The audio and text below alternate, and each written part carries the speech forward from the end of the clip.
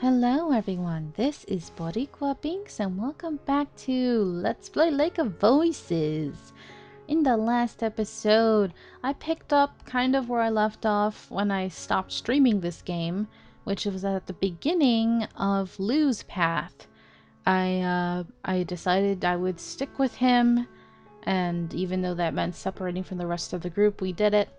But I'm not really happy with him so far. He's kind of weird. I'm just not getting a good grasp of his character. He's got some issues for sure. And the most heartbreaking thing ever happened. We lost Margaret. And that wasn't I mean, there was nothing I could have done. It was sad. Kika did try to save her and it just didn't work. She went into the water with the creatures. So now that we've made it to the island, we are safe during the daytime and we're gonna sleep and rest up.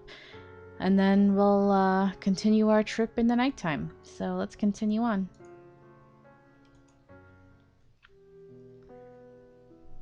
My eyes slowly blink open and readjust to the brightness, what little there is. The sun is obscured by a thick layer of fog, making it impossible to estimate the time of day. I prop up my elbows and push myself up. The ground is hard and rocky, but that isn't the only reason I'm eager to get on my feet. I check my surroundings. The harsh, craggy earth of the island is interlaced with twisting vines and gnarled branches. Beside me, Bemele and Lou are still fast asleep. The guide, however, is nowhere to be seen. I realize that I don't recall seeing him lay down with everyone. It's likely he left us hours ago. There is a creeping silence here. I can't help but shudder at the hollow, aching feeling inside of me. It refuses to relent. I shift my weight back and forth, unsure of what to do with myself. Memories of last night's harrowing journey flicker through my mind. Bemele wakes suddenly, rising with alarm, and startling Lou awake as well. My mouth opens, then shuts, and after a moment of fumbling, a word finally escapes. Hello. Okay, you're so adorable, Kika. But she's been through a lot. Bemele gives me a gentle smile and makes his way over to me. Behind him, Lou remains on the ground. Morning.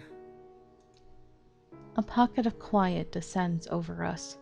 Bemele sighs. The atmosphere is weighing on him already. We should eat something soon. I don't trust what is on this island, so I'll have to split my supplies with Lou. I still have a few rations left.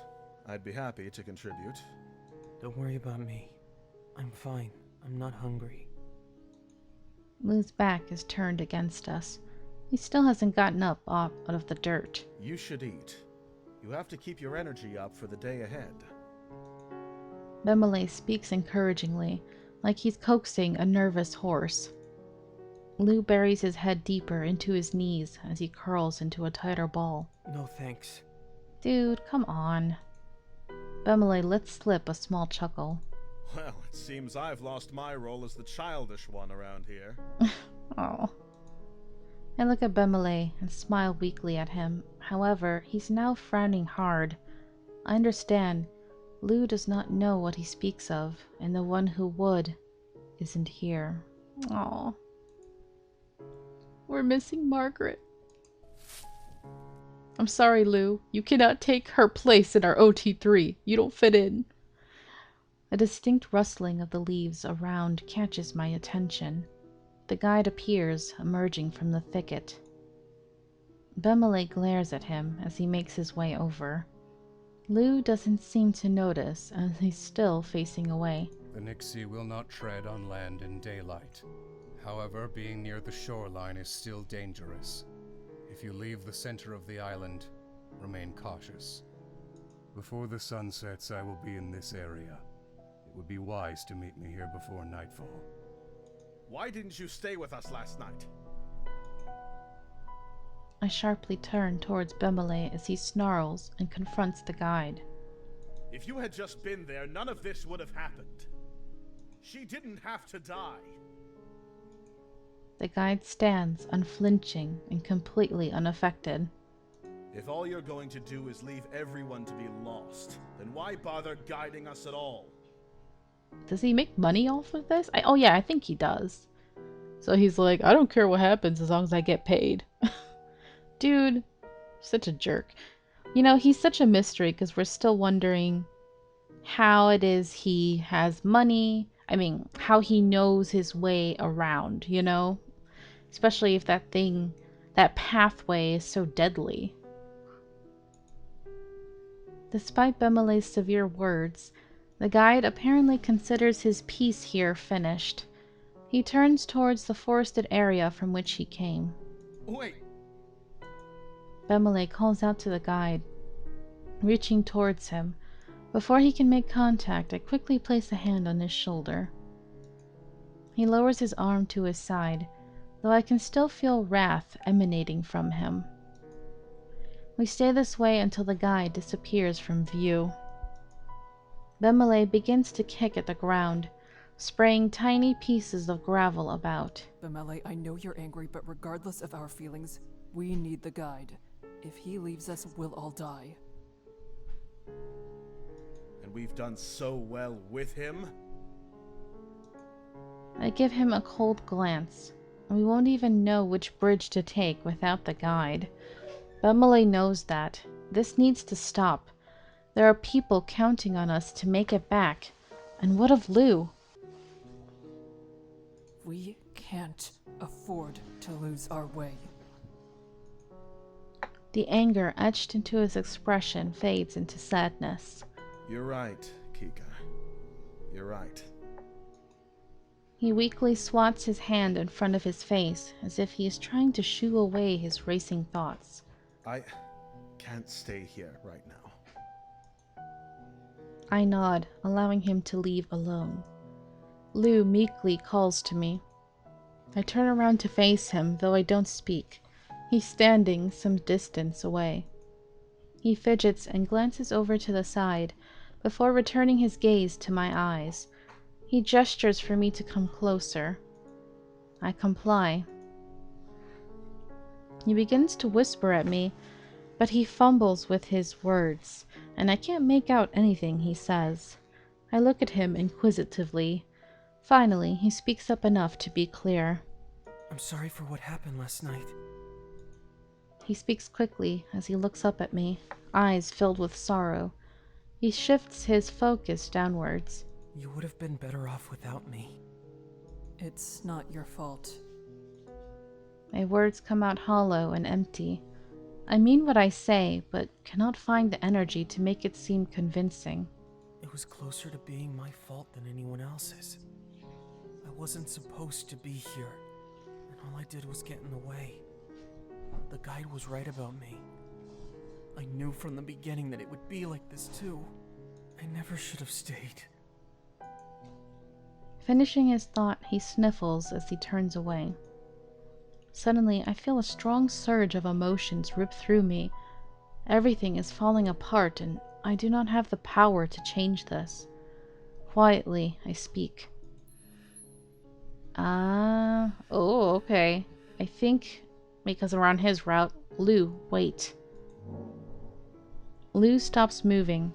He doesn't turn to face me. I hesitate as well, also unsure of how to proceed. Would you be willing to speak with me? He turns around to face me, and his eyes are brimming with tears. He smiles slightly. I could do that. I find the will to smile lightly back at him. Lou walks closer to me, then pauses. After watching me for a moment, he turns his eyes to the ground, waiting for me to do something. I just stare at him, unsure. After a brief silence, I finally sigh. Lou, can I ask you a difficult question? He flinches. I don't think I'm the person you want to ask difficult questions. No one else can answer this one. It's about you. Oh, in that case, I'm really not the kind of person to give good answers. Yeah, I've noticed. By his tone, it seems like he's trying to make light of the situation, but to me, it still just sounds sad. I understand. He squeezes his eyes shut and gives no reply. Despite being clearly frustrated, it doesn't look like it's me he's upset with. Soon he reopens his eyes, looking directly at me. You can ask me anything. I'll try to answer. But I hope you have a lot of patience. He smiles slightly. Thank you. Come on, show some character depth. So, what do you want to know? Have you lost someone in the lake? Lou stumbles back a step from shock. I'm sorry for prying, but when we found you, it seemed like you were apologizing to someone. And the way you've acted since makes me think that something is wrong. Something beyond even being out on Sinlos. I give him a sympathetic look. Why am I even asking him this question? Do I really want to help him? Or am I trying to forget what happened to us by talking about someone else's misfortune? When Lou speaks, his voice is barely above a whisper. I hate myself. I can't do anything. I think the answer is yes. You don't have to say anymore. I was wrong to ask you about it. His brows are furrowed, and he smiles in a self-deprecating way. I'm sorry. Lou laughs sharply at himself. Don't be. I'm not worth the concern. How can you say that? What have you done that was wrong in this moment? It was only my mistake. You think that because you don't know? I do not believe you. Lou's eyes bore into me. I'm not upset because I lost someone out here. I'm upset because I can't bring myself to lie about it. What? You gave me the perfect opportunity to cover up the pathetic truth of what actually happened. All I had to do was go along with your assumption. Oh? But when you're so direct, I can't keep my thoughts hidden. I'm too afraid of making a mistake and having the lie uncovered somehow. He stares back at the ground and sighs. Why do I have to be so terrible at this? Dude, what are you? Bewilderment rings through my mind, one ear to the other. His words stir all sorts of baffling, jumbled emotions in me that battle it out for supremacy as I gawk. Lou is... I don't know. I don't know either.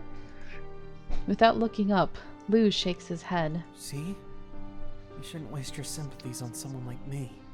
You should have left me to die. But why? Why are you like this? Like a shot, my anger flares up. Smack some sense into him, girl. He's annoying me. Pull yourself together. I didn't leave you behind before, and I'm not going to do so now. The best thing you can do to help is put those kinds of thoughts in the back of your mind. Or what? I won't make it to the other side? Yes.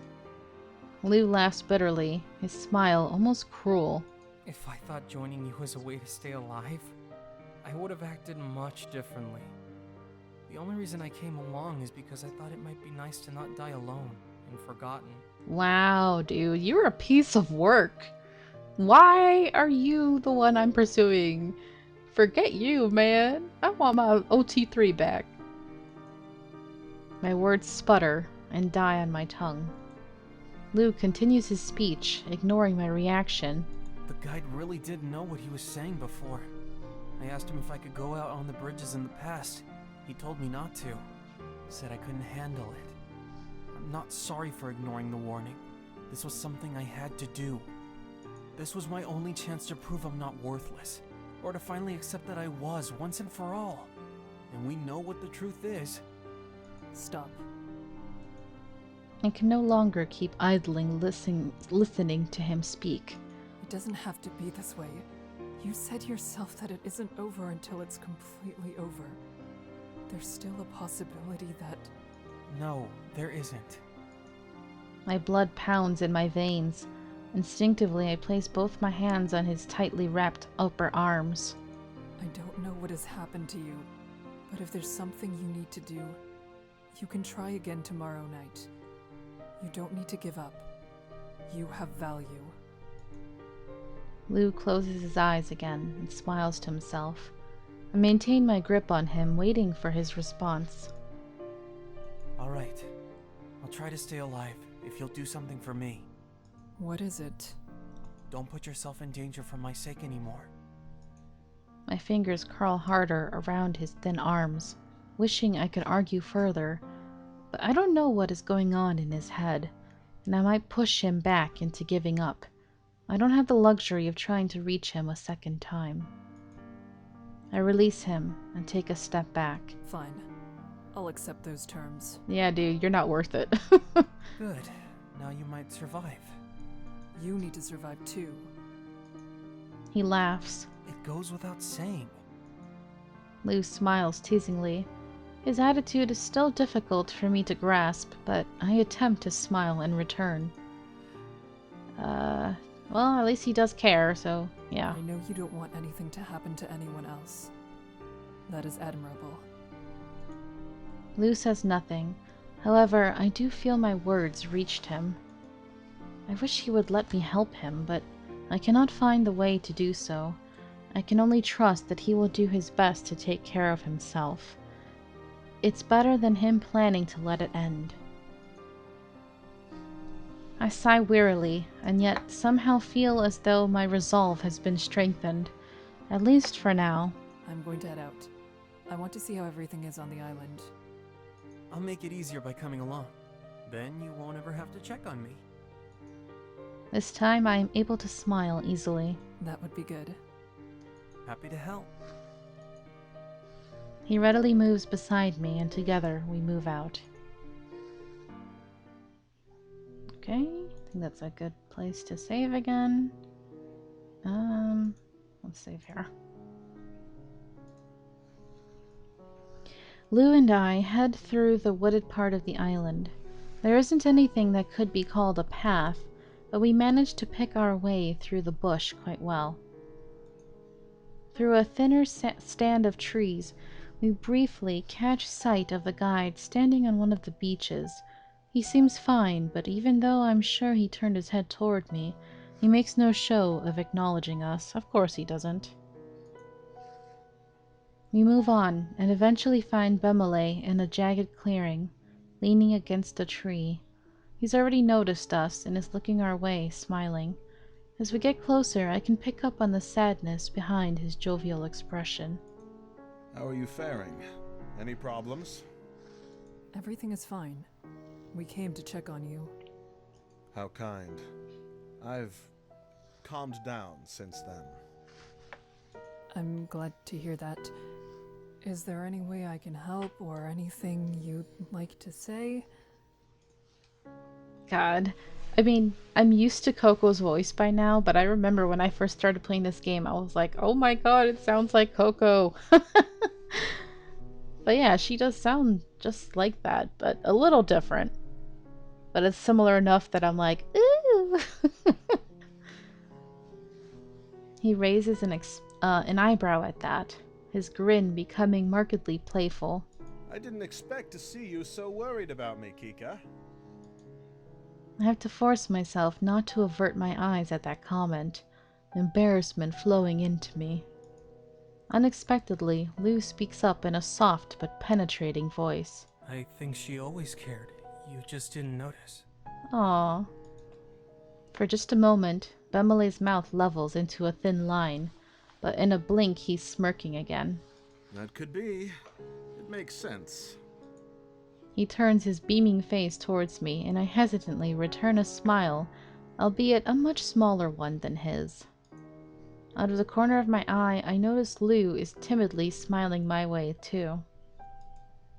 Bemele glances between Lou and I, noticing something between us. He does not mention it, however. What's between us? Just the fact that this guy is just a big mystery, and he's kind of a douche sometimes. No, I don't ship it at all yet, okay? No. Instead, he throws his arms out wide with a sour expression. Have you seen the guide? Unfortunately, yes. Bemele is clearly asking out of a sense of obligation, and makes no secret that he's not pleased to be discussing the guide. I nod in response. I saw him earlier. He is the same as always. Good, good. In that case, I'm going to stretch my legs for a bit. I feel stiff from standing in one place for so long. Lou and I both bid him a brief goodbye. Bemele waves as he departs. It's good to know the others are well. We have nothing to do with our time now. Even I can't ignore the wistful tone in my voice. Something is tugging at my heart, trying to tear a piece away. Lou seems uncomfortable with my lowering mood. He stares out into the woods rather than at me. I think I'll go to the shore. His words snap me back hard to hard reality. What? Why? That's dangerous, you idiot. I saw something earlier that I'd like to check out. The shoreline is dangerous. Whatever you saw could not be worth the risk. Lou actually laughs, a sudden sound that's as close to snickering as it is to sputtering. Watching a Nyx drag itself across the shore in the middle of the day would be worth the danger, in my opinion. Dude. I give him a humorless, reprimanding look. I feel vaguely like I have used this face to dissuade pets and young children from behaving poorly in the past. I was only joking. Dude, come on. Thankfully, it seems to work on grown men as well. I hope he is telling the truth. For someone so nervous, he can be quite reckless. I'm still going, though. Don't worry. I'll be careful. We talked about this. He gives me a self-effacing, lopsided smile. You said you didn't want to make me watch out for you. I'll be back soon. You won't even notice. I sigh. Part of me wants to keep lecturing him on how serious this is. I just want him to be safe, but I fear I don't have the words to convey that without making the situation worse. Fine. Okay, I will come. Bemele doesn't need to be a third wheel. Lou brightens. Of course you can come. I'd enjoy that. Oh? Why that sound kind of creepy from you? I don't know. I get the feeling he was hoping I would say that. It is not as though I don't want to be around him. The farthest thing from it. It's the activity itself that's the problem. Despite my reservations, we head to the beach. Lou strides easily across the sand, his bare feet sinking down in the loose grains as he stretches his arms contentedly. It is so much nicer out here. I make sure to stay close behind him, just in case. I would not want him to go off on his own. Lou notices my position out of the corner of his eye. He isn't so distracted that he's forgotten I'm here, it seems. He takes a wide step back, so we are side by side instead. I can't help but be surprised by his assertiveness, and it makes me grin nervously. Girl, he ain't worth it. You know what I mean, right? Yes. The shore has its positives. I find it hard to navigate the loose sand in my boots, but Lou has little trouble here. There are only a few ragged bandages wrapped around his bare feet. I have to wonder how he has been faring thus far. The forest floor is rock hard and full of thorns. I clandestinely check for any signs of bleeding. Thankfully, there are no traces of it.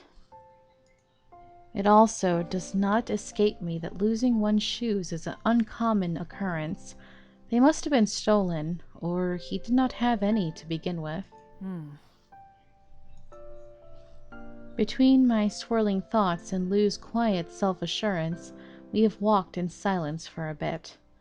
This should be a good chance to ask questions about his life, where he comes from, what he does for work, if he has any other family. However, I cannot help but assume he would shrink away from such attention. Yeah, I don't think we're gonna get any answers from this dude. Lou catches my gaze and inclines his head, a whisper of a smirk on his lips. Is there anything on your mind? Something you'd like to ask me, maybe? Oh. Yes, I'm surprised you brought attention to it. Lou snickers in a self-aware sort of way. When you're as suspicious as I am, it's pretty easy to guess that people will have questions. I smile faintly. His openness is certainly appreciated, but the look fades as quickly as it appeared. I turn away. I think I've asked you enough questions. Lou's expression sinks into melancholy. He holds my eyes in his own, tightly locked and refusing to let go. Then he speaks, unbidden. I've done odd jobs most of my life. The only title you could say I've had is messenger boy. Oh? He hangs his head in embarrassment over his achievements and begins to drift further away. That is nothing to be ashamed of. Information is meaningless if it is not with those who can use it. There are far less honorable ways of making a living in this world. I can think of some too. Some that I've done. His words are mumbled, so it takes a moment for them to sink in. I'm not sure what to say, so I settle on closing some of the distance between us in an attempt to console him. Admittedly, I expected as much. His jitteriness and defensive posture are typical of a petty criminal. I imagine he's had a tough life. The warmth between us melts the dark mood that was beginning to form. A teasingly crooked smile blooms on Lou's face as he relaxes again. Thank you. I didn't say anything. That's what I'm grateful for. At that, I am able to chuckle and give a bent grin in return. It is no trouble. Lou turns his head away bashfully and lifts his hand, steadily inching it towards me. My pulse starts to race. Why? He's not that cute, girl. I mean, yeah. At first I was like, oh, he's my type, but nah. He lets it drop before he touches me.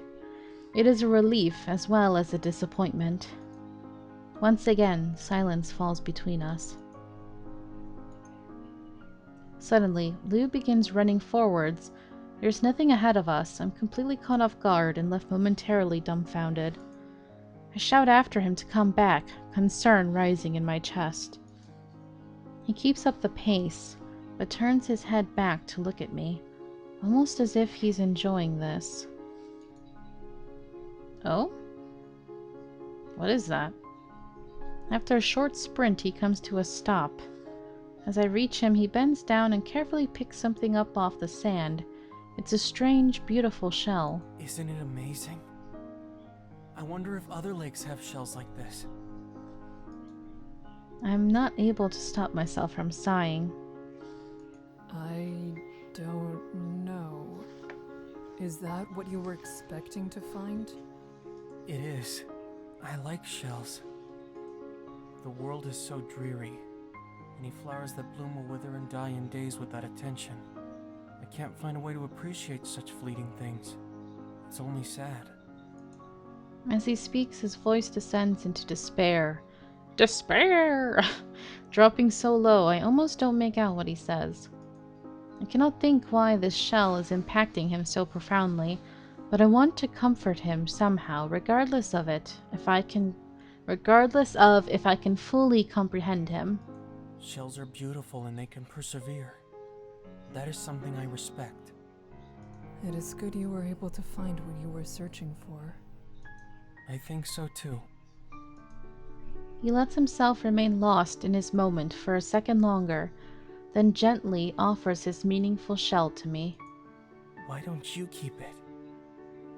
It can be a reminder of me. Okay, his eyes just freaked the heck out of me. Because one second he was looking at the shell, and the next minute he looked over at me, and I'm like, oh my god, that's creepy.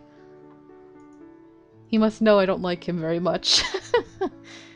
I have no idea on what to say. Those words seem so harmless and yet foreboding. Despite my silence, he continues to hold the shell out for me to take. Cautiously, I reach up to accept the gift, afraid that a wrong move could somehow hurt the shell or even him. When I have it, Lou places both his hands over my hand and the shell. Thank you for coming with me. He continues to make it difficult to speak. It takes some effort to hide the bashfulness in my voice. It was no trouble, Lou. Really. Thank you for this. However, even if you didn't give it to me, I would not forget you. He looks happier than I've ever seen him as he presses my hands more tightly. I'm so glad I met you. Likewise. I'm happy we crossed paths. I hope that will never change. If you think of me from time to time, it would make this all worthwhile. Okay, I am glad. Even if it is a more generous view of this than I would give, I relish his statement. Lou is finally showing some optimism towards life. I still am unsure why Lou came here to begin with, but it eases my mind to think that he may not have to regret the choice. Lou pulls away, locking a door I barely peeked inside. We can head back to the forest now. Right. That is for the best since we still need to rest before sundown. We will take the smoothest route back to the clearing. Do I look so fragile? Yes. I'm not impressed with his attempt at humor and look squarely at him as I speak, my voice completely deadpan. Anyone would have trouble with no shoes. True.